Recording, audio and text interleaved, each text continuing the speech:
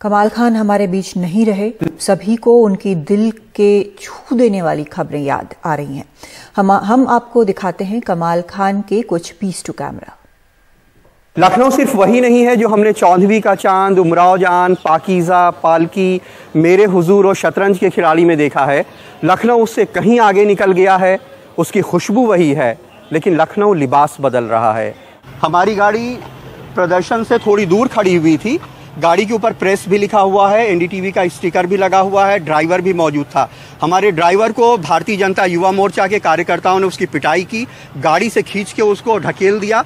गाड़ी की छत आप देख सकते हैं, इसके ऊपर कम से कम 15 भारतीय जनता युवा मोर्चा के कार्यकर्ता चढ़े हुए थे, जो डंडों से, गुम्मों से और जूतों से इसको कुचल रहे थे। गाड़ी का कोई भी शीशा सलामत नहीं बचा है, उसको पूरी तरह तोड़ के बर्बाद कर दिया। ये बताने के लिए हमने बीजेपी के अध्यक्ष लक्ष्मीकांत वाजपेयी को भी फ़ोन किया कि अगर वो अपने किसी कार्यकर्ता को कह सकते हैं कि वो हमारी गाड़ी के ऊपर अटैक मत करें, क्योंकि हम प्रोफेशनल लोग हैं, पुलिस उन्हें रोक रही है, लेकिन हम तो कवरेज करने के लिए आए हैं। बीजेपी दफ्तर से गुम्मेबाजी हो रही है, हमारे पास हेलमेट भी नहीं है। हम हैं मीडिया के लोग तो यहाँ जान हथेली पे लेकर के इस तरह के पथराव, लाठीचार्ज के बीच में काम कर रहे हैं, लेकिन उन्होंने फ़ोन नहीं उठाया। कैफी आज़मी ने कल्पना की है कि भगवान राम 6 दिसंबर 1992 को वनवास से लौट के अयोध्या पहुंचते हैं। वो कहते हैं कि राम वनवास से लौट के घर में आए, याद जंगल बहुत आया जो नगर में आए, रक़्स दीवानगी आंगन में जो देखा होगा, 6 दिसंबर को श्री राम ने सोचा होगा, इतने दीवाने कहाँ से मेरे घर में आए।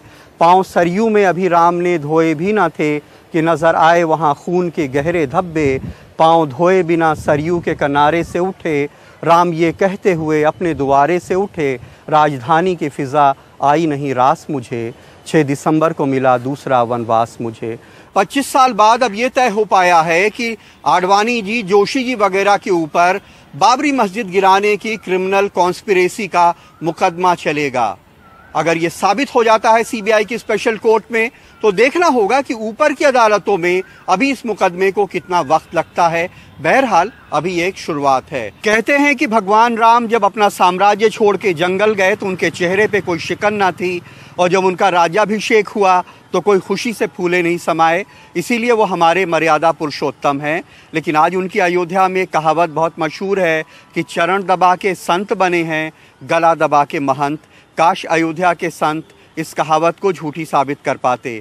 अमित शाह का बीजेपी की मीटिंग अयोध्या में करना, रामलला के दर्शन करना, मंदिर वहीं बनाने के संकल्प को दोहराना, और प्रदेश बीजेपी के अध्यक्ष का ये कहना कि राम मंदिर ही देश में राम राज्य लाने की धुरी है। क्या इससे ऐसा नहीं लगता कि चुनाव के ठीक पहले बीजेपी भगवान राम के काफ़ी करीब आ गई है, और हो सकता है ये दोहरा भी रही हो, तेरा राम जी करेंगे बेड़ा पार, उदासी मन काहे को करे, काहे को डरे, काहे को डरे।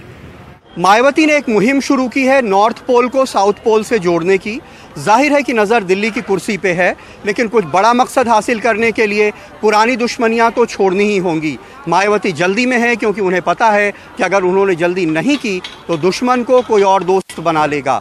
लोग कहते हैं कि मुलायम सिंह अपनी ज़िंदगी के बहुत बड़े चुनावी इम्तिहान में उतरने वाले हैं। देखना होगा कि कितना सियासी फ़ायदा इन चीज़ों का उनको मिलता है। मायावती आक्रामक हैं और यही उनका स्टाइल है। उन्होंने साफ कर दिया है कि जातियों को लेकर चल रहा उनका अभियान कतई बंद नहीं होगा, क्योंकि ये सामाजिक सद्भाव के लिए है, बल्कि इसी आधार पे वो आरएसएस, बजरंग दल और वीएचपी के ऊपर बैन चाहती हैं। अखिलेश सरकार से वो नाराज़ हैं, प्रेसिडेंट्स रूल चाहती हैं यहाँ पे, और कहती हैं जब तक नहीं लगेगा हर मंच पे वो इसकी मांग दोहराती रहेंगी। ये अखिलेश यादव का ड्रीम प्रोजेक्ट है, यानी उनका ख्वाब है। माना जाता है कि ख्वाब मोटे तौर पे 8 तरह के होते हैं, डरावने ख्वाब, सुहाने ख्वाब, बार बार आने वाले ख्वाब वगैरह वगैरह। लेकिन ये 9वें तरह का ख्वाब है जो उधार का ख्वाब है। भले अखिलेश यादव पैसा दे के ख्वाब देखना चाहते हों, लेकिन अफसरों की काबिलियत तो देखिए, 1000 करोड़ का ख्वाब उधार में ही दिखवा दिया है। मायावती और अखिलेश यादव में यही बुनियादी फ़र्क है कि जो मायावती की बदनामी का सबब बनता था वो उसका सिर कलम कर देती थी, लेकिन अखिलेश यादव दूसरों के पाप का घड़ा अक्सर अपने सिर फोड़ते रहते हैं। उनकी सरकार की छीछाले दर की एक बड़ी वजह ये भी है। दयाशंकर सिंह के मामले में बीएसपी के नेताओं ने जिस तरह की ज़बान इस्तेमाल की है, उनकी पत्नी, उनकी बेटी या उनकी मां के खिलाफ उसको लेकर के बीजेपी जो है एक बड़ा मुद्दा बना रही है।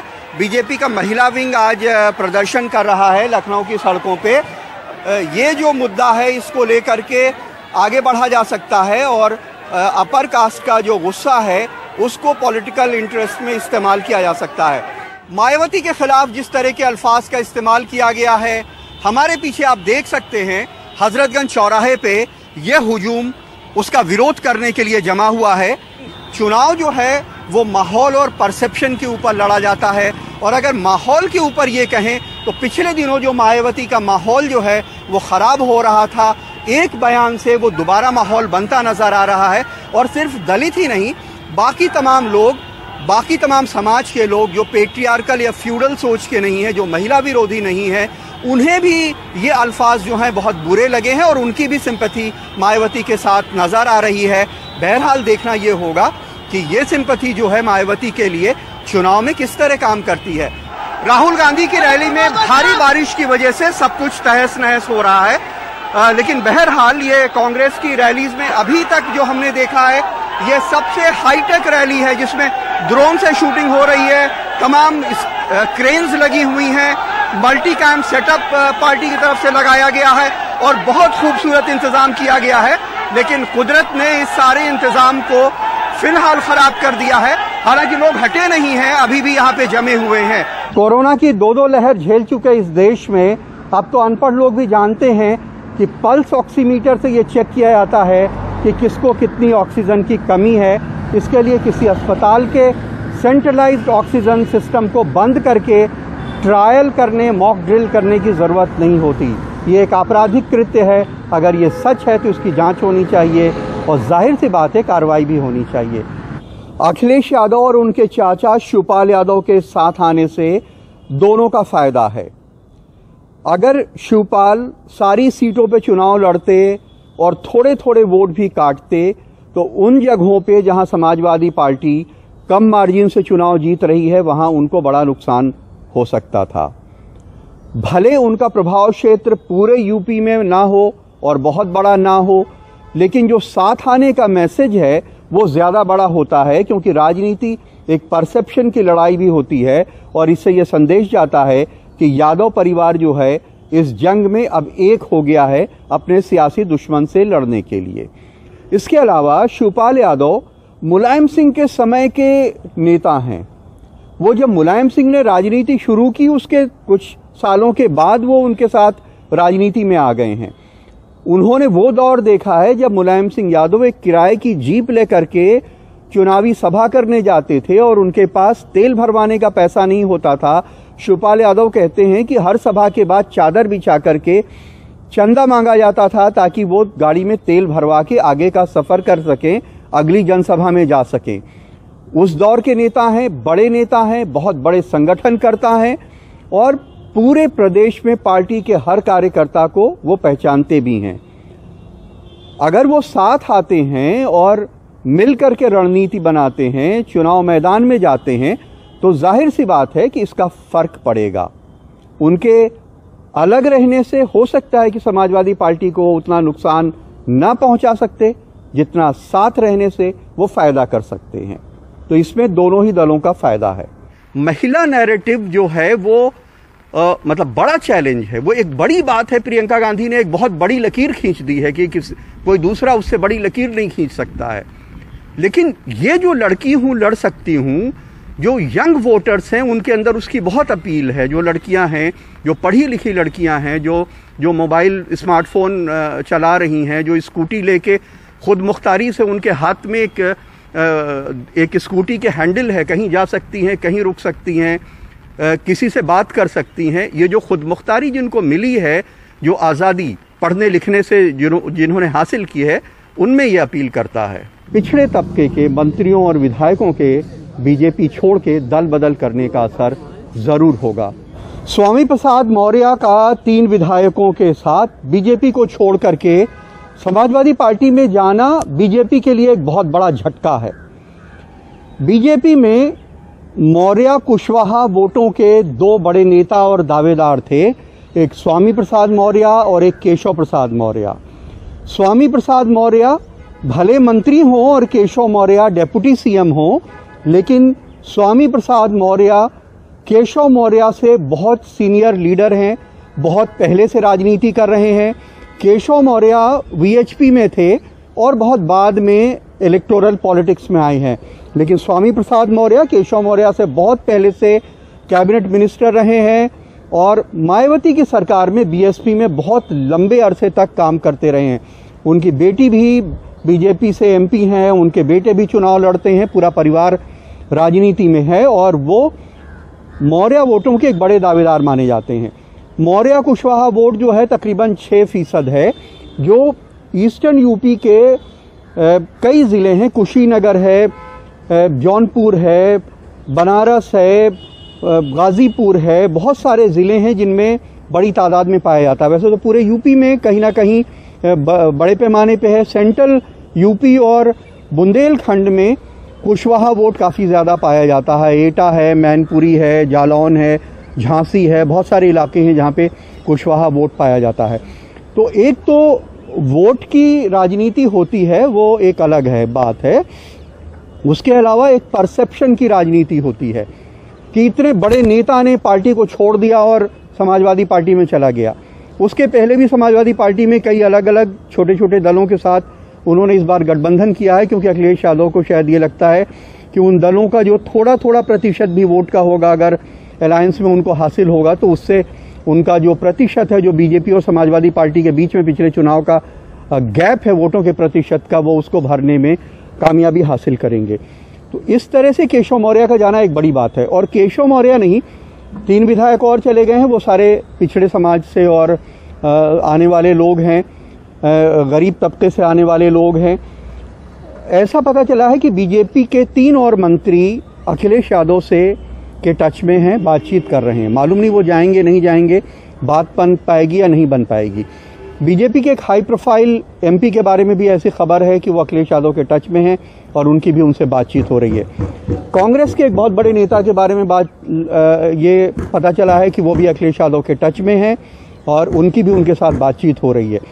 अब ये सब चुनाव के वक्त राजनीति में ये मोल तोल होता है, कितने लोग आएंगे ये कुछ वक्त के शायद अगले 48 घंटे बहुत महत्वपूर्ण होंगे, जिसमें पता चलेगा कि कितने लोग बीजेपी से छोड़ करके आए या कितने लोगों के साथ अखिलेश यादव की क्या बातचीत हो पाई। लेकिन बहरहाल स्वामी प्रसाद मौर्य को इस तरह से नज़रअंदाज नहीं किया जा सकता। अगर वो इतने छोटे नेता होते तो जब वो बीएसपी से बीजेपी में आए थे तो बीजेपी उनको नहीं लेती, उनकी बेटी को टिकट दे करके एमपी नहीं बनवाती। लॉकडाउन ने कारोबार की कमर पहले ही तोड़ दी है। अब अव्यावहारिक बिजली बिल, जीएसटी, किराया और तमाम तरह के नियम कानून उसकी बर्बादी की रही सही कसर भी पूरी कर रहे हैं। अगर व्यापार को बचाना है तो उसकी मुश्किलें दूर करनी होंगी। यूपी में तमाम जगहों पे गंगा बाढ़ की तबाही लाई है।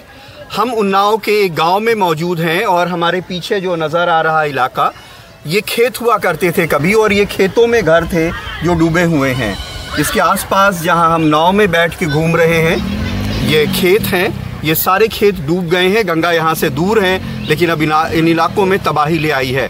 यूपी के तमाम ज़िलों में, बलिया में, बुंदेलखंड के चित्रकूट में, बांदा में, ईस्टर्न यूपी के कुछ और ज़िलों में, मिर्ज़ापुर में, इलाहाबाद में, बनारस में गंगा, घाघरा, यमुना ये नदियाँ तबाही ले आई हैं और लाखों लोग इससे प्रभावित हुए हैं। फसलें बर्बाद हो गई हैं, घर गिर गए हैं। बहुत सारी रेस्क्यू टीम पीएसी की, एनडीआरएफ की लगाई गई हैं जो लोगों को बचाव का कार्य कर रही हैं। गांव के लोगों को कहीं बांधों के ऊपर ले जाके बचाया जा रहा है, मवेशियों को बचाने की कोशिश की जा रही है। लेकिन बहरहाल अभी तक तबाही के हिसाब से जो बचाव का काम है वो उतना नहीं हो पा रहा है। गंगा यूपी में बहुत जगह तबाही ले आई है।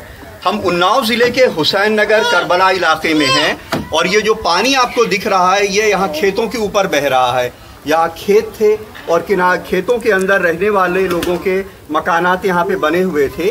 खेत पूरी तरह पानी में डूब गए हैं, घरों के अंदर पानी आ गए हैं। हमारे साथ, आपका नाम क्या है? शमीम। आपका घर पूरा डूब गया है, किस तरह से रहना होता है, किस तरह से क्या मुसीबतें हो रही हैं? बहुत सी मुसीबतें हो रही हैं। मैं ना सौदा ला सकती, ना मेरे वहाँ मेहमान आ सकते हैं, ना मैं बीमार दुखी हूँ दवा ला सकती हूँ, ना मैं जा सकती, ना मेरे बच्चे जा सकते। आप कह रही थी कि आपके पति काम करते हैं फैक्ट्री में, कितने बजे जाते हैं? वो सुबह 4 बजे जाते हैं, 4 बजे सुबह जाते हैं, चमड़ा मंडी में मजदूरी करते हैं। नाव का इंतजाम होता है तब? नहीं होता है नाव का इंतजाम, बाढ़ में वो ऐसे पैदल होके जाते हैं, तैर के रात को 10 बजे आते हैं। क्या करें, कोई सहायता नहीं। सरकार ने नाव लगाई तो सुबह 8 बजे, शाम को 8 बजे खत्म हो जाता है। कौन रात को आएगा 10 बजे लेके? भाई मेरे पास तो कोई है नहीं ना। इस तरह की बहुत सारी फैमिलीज हैं जो तमाम ज़िलों में, बुंदेलखंड में, तमाम यूपी के, ईस्टर्न यूपी के ज़िले हैं, बलिया में, इलाहाबाद में, तमाम ज़िले ऐसे हैं जो इसी तरह बाढ़ से घिरे हुए उनके घर हैं और इसी तरह की तबाही के शिकार हैं। यूँ तो पानी आग बुझाता है, लेकिन इस बार पहाड़ के पानी ने आग लगाई है। सब्जियों के दामों में आग। ये आग नज़र तो नहीं आती, लेकिन जेब में महसूस होती है।